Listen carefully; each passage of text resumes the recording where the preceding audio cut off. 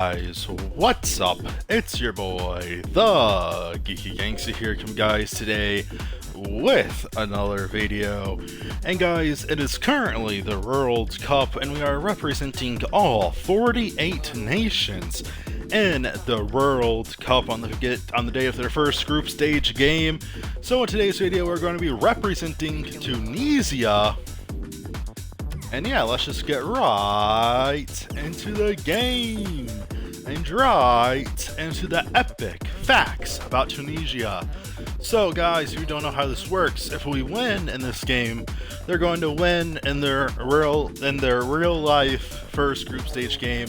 If we go into overtime, the first game is going to be a draw, and if we lose, unfortunately, they're going to lose in real life.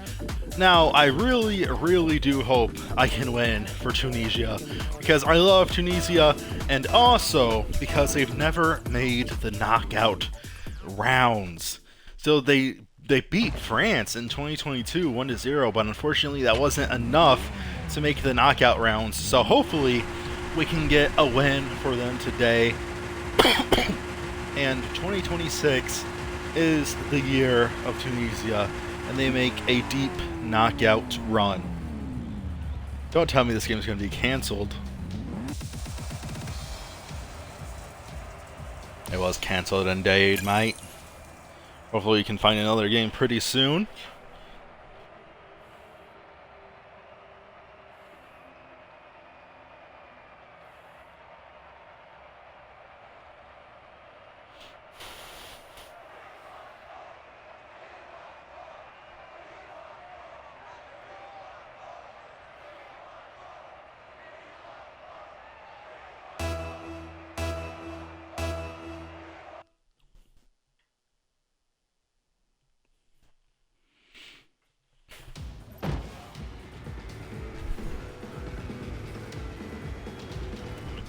So guys, Tunisia might actually be significantly smaller than you thought that it was, because Tunisia only has about 11 million people living in it. So, you know, it's about the size of Indiana.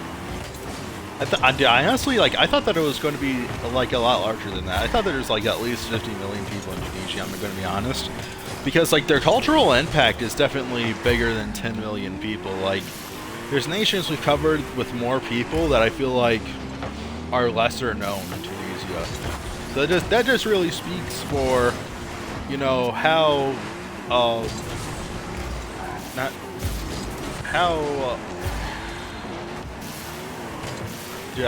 forgetting the words for it.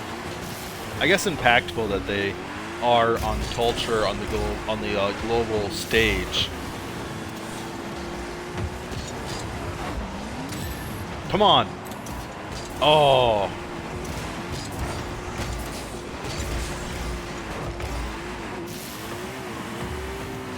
So if you're a young man living in Tunisia, basically, your life is going to revolve around going to the cafe. That's probably going to be your favorite hobby, at least.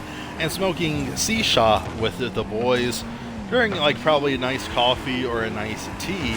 Smoke some shisha and play dominoes. Goal! Goal for Tunisia! They take the lead against the opposing nation. And the opposing nation's team member has already left the pitch.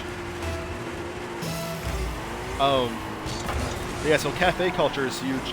And they're also one of the only nations where dominoes in 2026 is still hugely popular for a pastime activity. Yeah, I still don't understand how to play dominoes. I'm gonna be real with you guys. Like, you just stack. I understand like stacking them over and they all fall down like the domino effect. But like I don't understand how you win at dominoes, or like what the point of playing dominoes really is. God, I have to watch a YouTube video on that. Maybe that's something you guys can look into as well. Like the history of dominoes has to be so interesting, and that's something, you know, I'm probably missing out on, is like the joy of playing dominoes.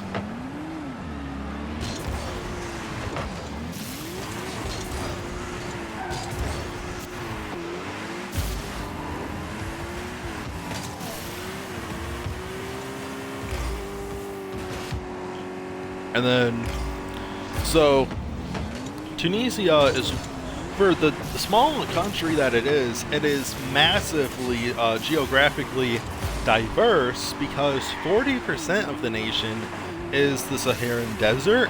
However, it's also a coastal nation.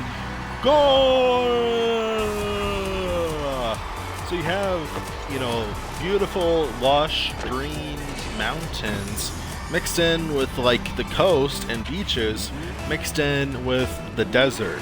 So, you know, it goes from green to sand pretty fast in Tunisia.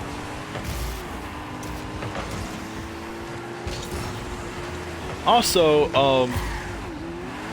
as a part of the Arab, they were the nation that started the Arab Spring, which was a series of Arab protests basically for independence from France, I believe. And so they sort of sparked the revolution that gave all of North Africa independence from European colonizers. So for only 10 million people, that is quite the achievement. And they are the only nation within like all the other nations that followed suit that remained a peaceful democracy and has had continuous peaceful transfers of power. So, love that for them.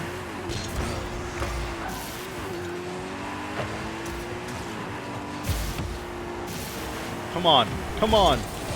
Oh man, that was a close one. Tied 2-2 with 1:40 left in the game, which is representative to about 35% of the match. Off the wall again. Go! They weren't going to keep on missing for too much longer, and they got another opportunity at a shot there, and they put it in the back of the net to take the lead 3-2. Oh, so Tunisia also led the way for civil rights, and well, for basically just human rights in general. Tunisia has been a Tunisia has been a solid leader for human rights for all of their existence, basically. And we see that, you know, in the lead for independence, for their own rights to freedom and to sovereignty, but also women's rights. They led in the 1950s, giving women dignity as, you know, people, basically, and being the first nation in the region to do so. Give them completely equal rights, to give them divorce rights as well. So they were like one of the first nations to ever give women the full right to divorce. And before that, they were one of the very first nations to ever abolish slavery. So they abolished slavery before France did, which colonized them at the time. And they also abolished slavery before the United States did. So throughout Tunisia's history, you see this extraordinarily progressive fight, actually, for human rights, especially progressive, you know, for the Arab world and for the region. But just in general, across the globe, you know, people think Tunisia is probably backwards and extraordinarily conservative, but in reality, it's on the contrary. They've led the world in human rights. So again, that's, you know, massive ups to them for that. Let's make sure we can hold on to this lead here for the next 30 seconds, and then Tunisia will win their first group stage game and be set. Oh no, okay, we got the save. What a save that was for Tunisia. And Tunisia will be set to go to the knockout rounds for their first time in their nation's history. It will be Tunisia in the final 32. Let's go, Tunisia! Hope you guys enjoyed this video. If you did, please hit the like button. I'll see you guys in the next one. Peace.